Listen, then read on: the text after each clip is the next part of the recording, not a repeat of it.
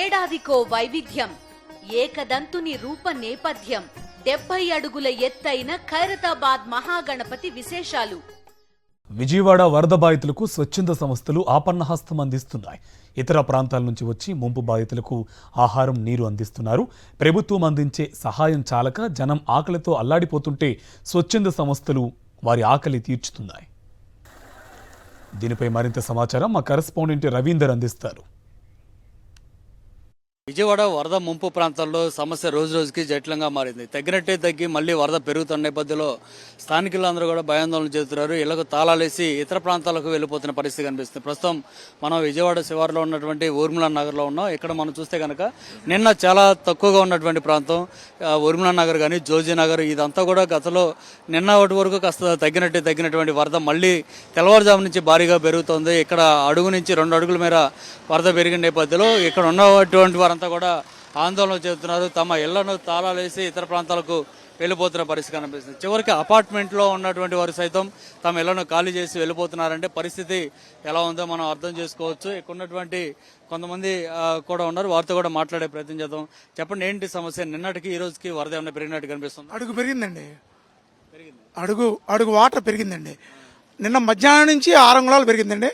రాత్రి తెల్లారపటికి అడుగు పెరిగిందండి. వాటర్ అడుగున్నర దాకా పెరిగింది.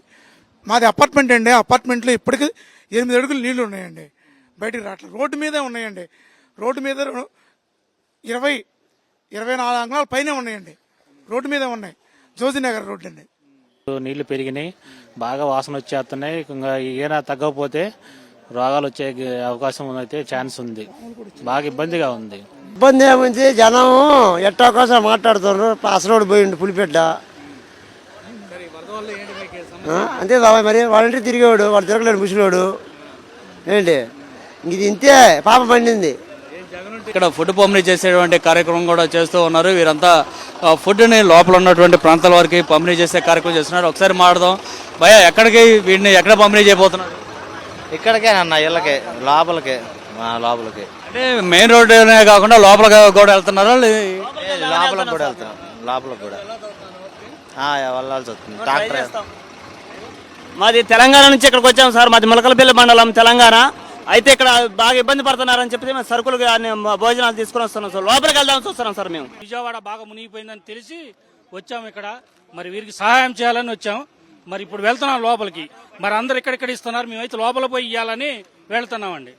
ఏమేమి అందిస్తున్నారండి? పులిహార, వాటర్ బాటిల్, కొవ్వొత్తులు, క్యాండిల్స్, ఇంకా అగ్గిపెట్టెలు, ఇంకా కొన్ని సామాన్లు ఇస్తున్నామండి. లోపల వరకు వెళ్ళి అందినంత వరకు అందరికి ఇవ్వాలని చెప్పి ప్లాన్ చేసుకున్నట్టు చూస్తున్నాం. సో మొత్తంగా అయితే ఇప్పటి వరకు వరద ఉధృతి తగ్గుతూ మళ్ళీ పెరుగుతున్న నేపథ్యంలో మళ్ళీ విజయవాడ వాసులు సమస్యలు అయితే ఎదుర్కొన్నారు. ఈ నేపథ్యంలో మరోవైపు స్వచ్ఛంద సంస్థలు ఇతర ప్రాంతాల నుంచి కూడా పెద్ద సంఖ్యలో తరలి వచ్చి ఏదో రూపంలో తమ వంతు సాయం చేసేందుకు వీరంతా ప్రయత్నం చేస్తున్న పరిస్థితి ఇక్కడ కనిపిస్తుంది. కెమెరా పర్సన్ సాయితో రవీంద్ర రెడ్డి, సాక్షి టీవీ, విజయవాడ. విజయవాడలో కొన్ని కాలనీలు 6 రోజులు గడుస్తున్నా ఇంకా ముంపు నుంచి బయటపడలేదు. వైఎస్ఆర్ కాలనీ, శివశక్తి నగర్ కాలనీలో ఇప్పటికీ మోకాలు లోతుకు పైన వరద నీరు ఉన్న పరిస్థితి ఉంది. అయితే ప్రభుత్వం నుంచి సరైన సహాయ చర్యలు అందడం లేదని, తామే ప్రమాదకర పరిస్థితుల్లో నిత్యావసర వస్తువులకు బయటకు వెళ్లి రావాల్సిన పరిస్థితి ఉందని స్థానికులు ఆవేదన వ్యక్తం చేస్తున్నారు. ఇంకా ముంపులో ఉన్న ప్రాంతాల నుంచి మరింత సమాచారం సాక్షి ప్రతినిధి నరేష్ అందిస్తారు. విజయవాడ నగరంలోని వైఎస్ఆర్ కాలనీ, శివశక్తి నగర్ కాలనీలో 6 రోజులు గడుస్తున్నా ఇంకా పరిస్థితి అత్యంత అధ్వానంగా కనిపిస్తుంది. పూర్తిగా కూడా, ఎందుకంటే 6 రోజులు గడుస్తున్నా సరే ఇంకా రెస్క్యూ ఆపరేషన్ చేపట్టలేని సిచ్యువేషన్లో ప్రభుత్వం ఉంది. అయితే సుమారు 6 అడుగులకు పైగా లోతు కనిపించడంతో బయటికి రాని సిచ్యువేషన్లో బాధితులు చాలామంది ఉన్నారు. అయితే ప్రస్తుతం ఇది 6వ రోజు. వరద ముంపు ప్రాంతంలో వారందరూ కూడా తీవ్రంగా ఇరుక్కుపోయారు. ప్రస్తుతమైన చూస్తున్నాం మనం మొత్తం పూర్తిగా కూడా ఎన్డీఆర్ఎఫ్ బృందాలు వాడే బోట్లో మనం లోపలికి ప్రయాణిస్తున్నాము. పూర్తిగా కూడా శివశక్తి నగర్, అదేవిధంగా వైఎస్ఆర్ కాలనీలో పరిస్థితి ఏ విధంగా ఉన్నదని, పూర్తిగా అక్కడ ఉన్న దుకాణాలు కావచ్చు, వాహనాలు కావచ్చు, అదేవిధంగా ముఖ్యంగా ఇల్లులు ఏవైతే హౌసింగ్ సంబంధించి లేఅవుట్ చేస్తున్న ప్రదేశాలు ఏవైతున్నాయో మొత్తం కూడా నీట మునిగిన సిచ్యువేషన్ కనిపిస్తుంది. అయితే సుమారు 6 రోజులు గడుస్తున్నా ఇంకా ఇక్కడ వాటర్ మాత్రం ఏమాత్రం తగ్గిన పరిస్థితి. ఇంకా నిన్నటికి ఈ రోజుకి ఇంకా 1 అడుగు మేర వాటర్ పెరిగిందని ఇక్కడ స్థానికులు చెప్తున్నారు. పూర్తిగా కూడా ఉన్న సిచ్యువేషన్ ఏ విధంగా చూస్తున్నాం. వీడియోని శంకర్ విజయస్లో చూపించే ప్రయత్నం చేస్తున్నాడు. చాలామంది కొంతవరకు బయటికి రాగలిగిన వ్యక్తులు నడక మార్గాన కొంతమంది బయటకు చేరుకున్నప్పటికీ వారికి కనీసం ఈ లోపలికి ఎవరు కూడా రెస్క్యూ ఆపరేషన్ చేపట్టట్లేదని, అదేవిధంగా కనీసం లోపల వరకు బోట్లో వచ్చి మాకు ఆహారం కూడా పంపిణీ చేయట్లేదని ఇక్కడ స్థానికులు కూడా చెప్తున్న సిచ్యువేషన్ కనిపిస్తుంది. పూర్తిగా అసలు శివశక్తి నగర్ అదేవిధంగా వైఎస్ఆర్ కాలనీలో చాలా అధ్వానంగా పరిస్థితులు ఉన్నాయనేది మనం చాలా చెప్పుకోవచ్చు. దానికి నిదర్శనమే ఇప్పుడు ఈ మోకాళ్ళకు పైగా నీటిలో ఇంకా ఇక్కడున్న స్థానికులు రోజువారీ నిత్యావసర సరుకుల కోసం ఇంకా బయటకు వచ్చి మళ్ళీ అదే మార్గాన్ని వెళ్ళాల్సిన సిచ్యువేషన్ కనిపిస్తుంది. మరికొంతమంది చూస్తున్నాం, ఒక ద్విచక్ర వాహనాన్ని ఇద్దరు తోసుకుంటూ నీటి మార్గం ద్వారానే వస్తున్న దృశ్యాలను కూడా చూస్తున్నాము. పూర్తిగా కూడా ఇక్కడ ఒక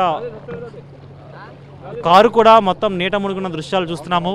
ఒక కారు మొత్తం కూడా ఇక్కడ మొత్తం ఏ విధంగా మునిగిపోయింది అనేది, ఎందుకంటే ఆ రోజు గడుస్తున్నా సరే ఇంకా కూడా ఎటువంటి పరిస్థితులు లేకుండా దృశ్యాలు అయితే కనిపిస్తున్నాయి.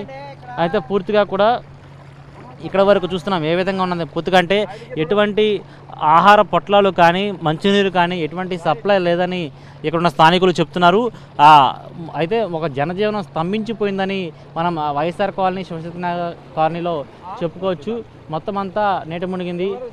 అయితే అక్కడ చాలామంది చిక్కుకుపోయారని ఇక్కడ స్థానికులు చెప్తున్నారు. ఎన్డీఆర్ఎఫ్ బృందాలు ఇప్పుడు అక్కడ లోపలికి చేరుకునే ప్రయత్నం అయితే జరుగుతుంది.